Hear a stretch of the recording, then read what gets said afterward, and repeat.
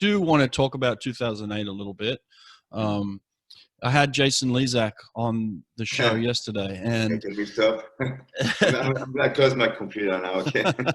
First, I have to say that we had built that relay all the way since 2003.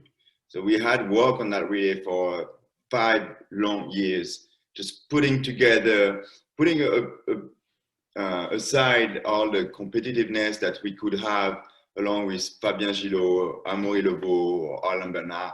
And we wanted to build a team going into those Olympics and be the best we could be, but be the best at the Olympics. And that was including beating the Americans.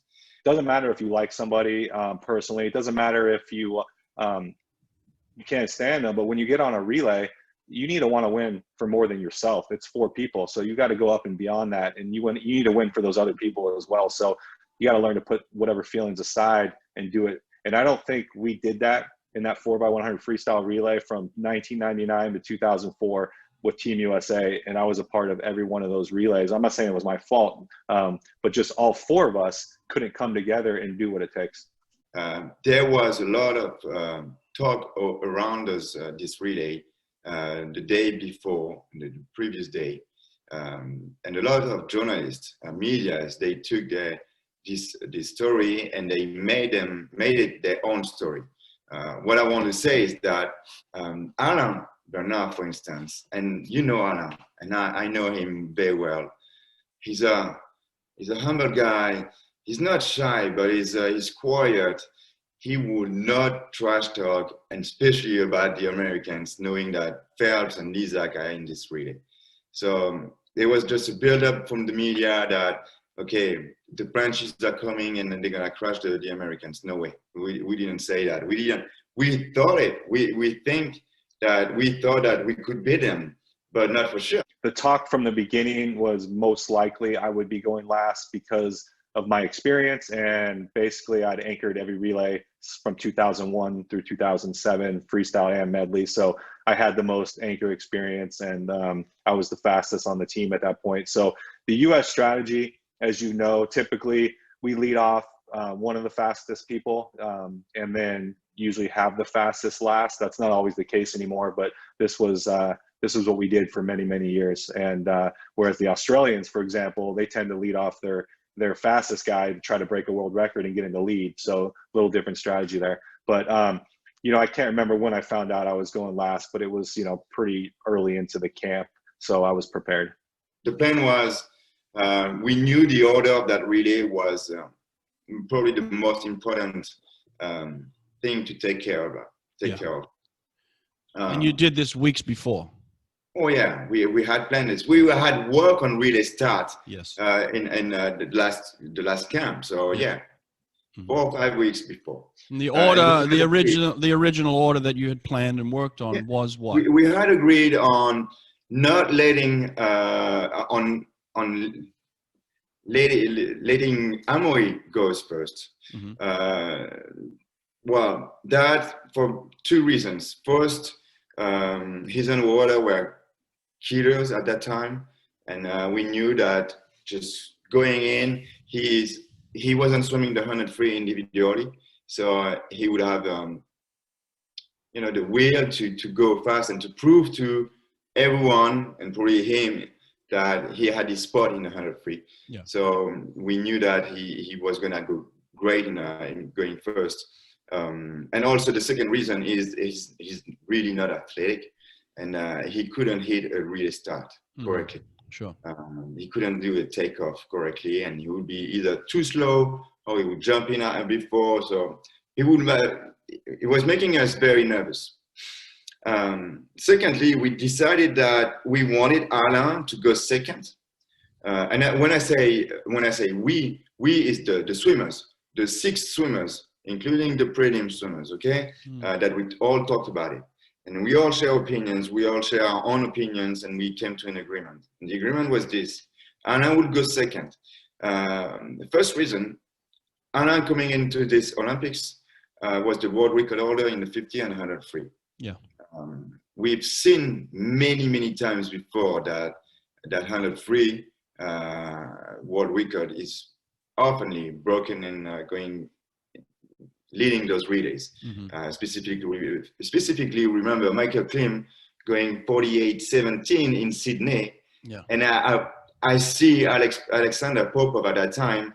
He was right next to us in the lane right next to us, just sitting back down on his chair and just putting his head between his hand. And this race was lost for him at that time. Yeah. So I didn't want Alain to see it, at least in live.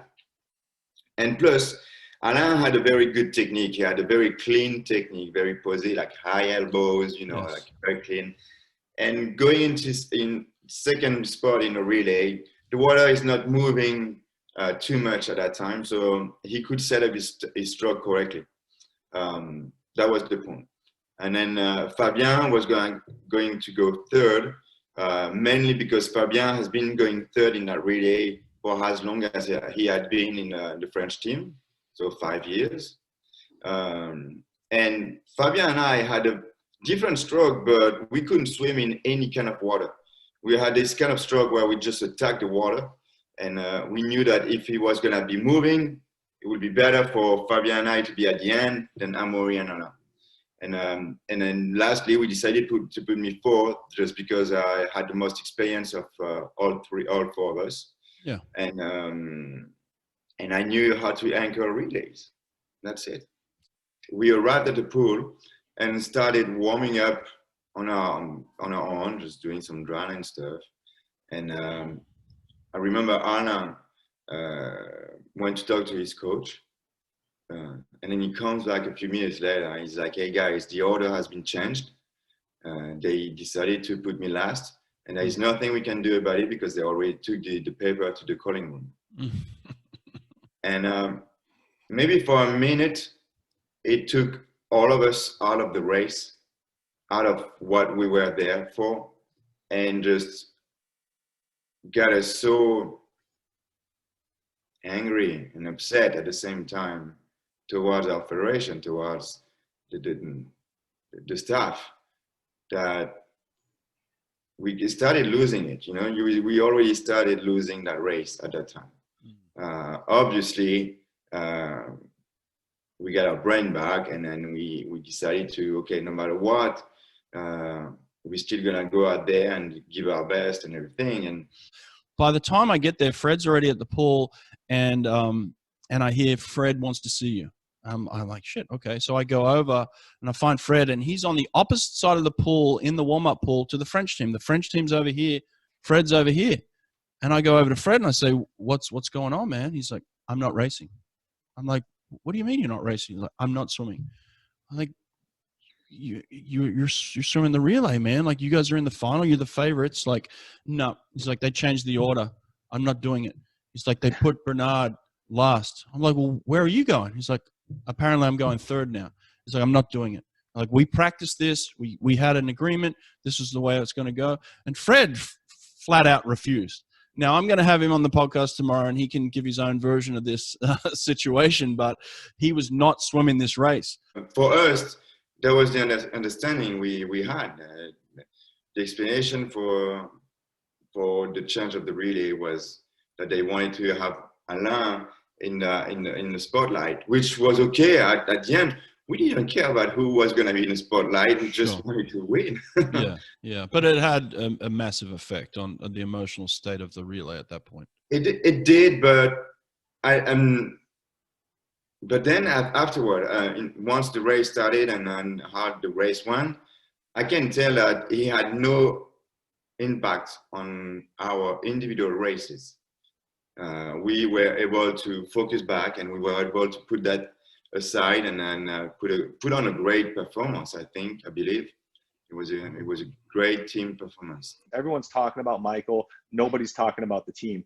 And so basically, I knew Michael's important, but Michael's just as important as everyone else on our team.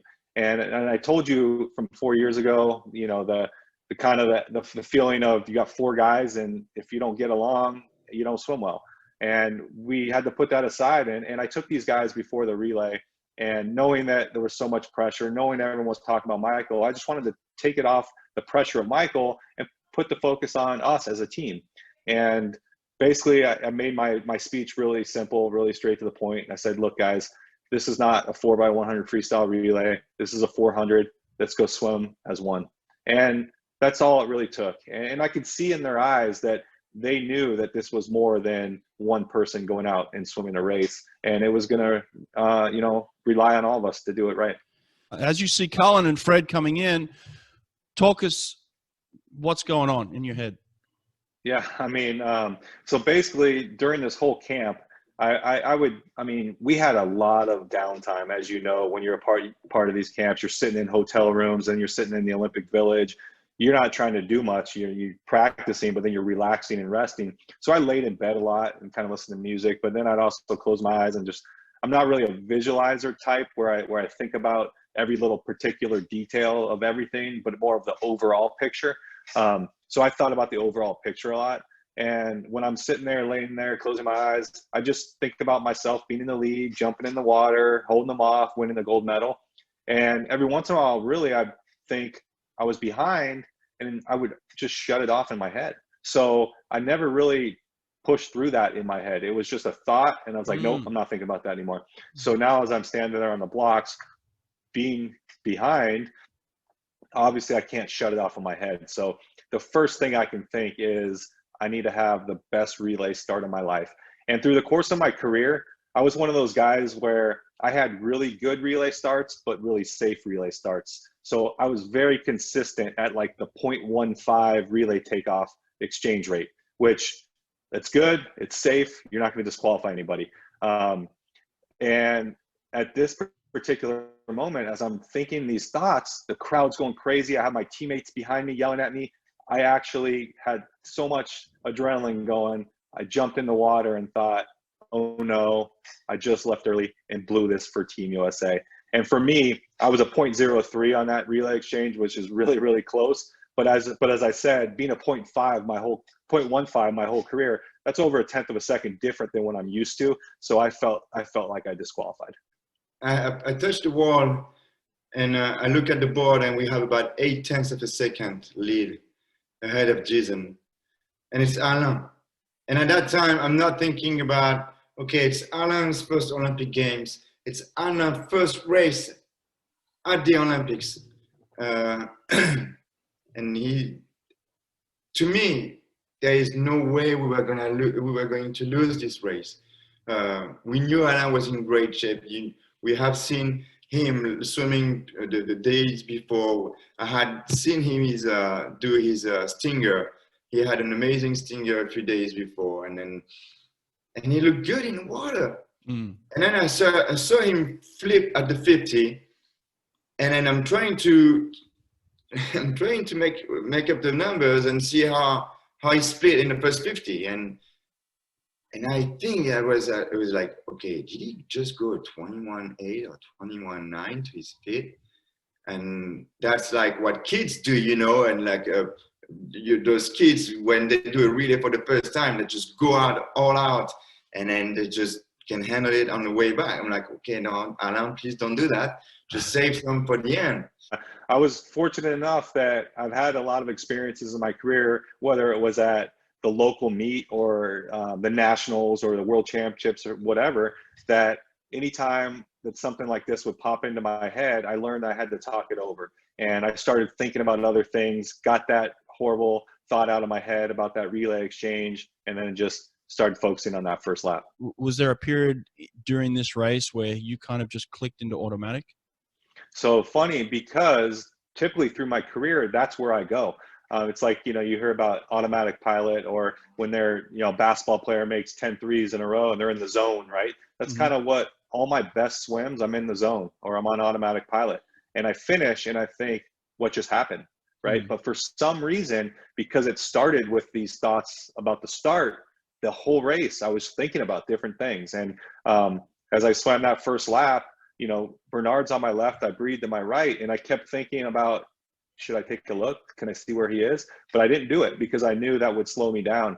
And as I got to the turn, I flipped, I pushed off, and I realized that he increased his lead on me. So then I'm thinking, there's no way, this guy's the world record holder, I'm not going to catch him. And then talking those thoughts over positive again and feel really good. I feel really strong. I mean, just continue to swim my own race. And now I'm breathing at him. So I get to a hip and I can see myself catching up, and I'm thinking about these thoughts of catching up. And then on the way back, I see him slowly but surely, like swimming towards the lane, like going, instead of staying in the middle of his own lane, just going slightly towards the lane where Jason was swimming. And Jason was smart enough and experienced enough to be like, okay, you know what? You're giving me your wave. I'm gonna take it, man. I'm gonna take it. I'm gonna ride it, and I'm gonna pass you. That's what happened. Then it gets to the end, and everything's just thrown out. It's just pure will at that point. And I actually felt this extra surge of adrenaline, kind of like when you're standing on those blocks that I talked about, and you got this boost. And I felt that at the end of my race, which is really unusual. I've never felt anything like that before. And a lot of people will say, wow, you sped up at the end of that race. But as you know, and you watched it, I wasn't speeding up. I was just lucky enough that Bernard was slowing down, and I was able to maintain my stroke and my speed as close to I could as possible. And I can't be mad at Anna for doing that, because we get to put the fact that he was his first Olympic Games. Yeah. You don't put a guy, all we could order that he could be, in that position for his first Olympic Games. That's it. Yeah. No, he was devastated. He even started crying on deck. It was all his fault. To him, it was all his fault. And it's like, it wasn't that we had earned the silver medal. We had lost the gold medal. And at some point, I had to like grab those guys and tell them, okay, you know what? You realize what we just did here? We're French. We're the Frenchies. Where was the last time the French Olympic team had like a medal at the Olympics in swimming? When was the last time? Never. It had never happened. And we are here, and we are battling with the US. We're battling with the best US national team it has been. And we just lost to them. But it's okay. We still got like the silver medal. So just be proud of it. And I also told them, look at the stands and smile to our teammates, because it's day one of the Olympic Games. And we have big swims to come. And we cannot show them that we are down after the first race. And we had like a lot of other swimmers going in this Olympics with a chance of getting medals. And we didn't want to let them down after that race. Well, that's a great perspective, man. And I'm sure that you, by saying that as a leader, had an ultimate impact on the man that ended up going on to win the gold medal in the 100 freestyle, which was Alan Bernard. The only way he does that is if you pick him up at that point in time. So you actually had an impact on his future gold medal as well. We all had, yeah. We were teammates. That's what teammates do. I mean, I think you should ask Michael Phelps, what's it like to be on a relay team with Jason Lezak?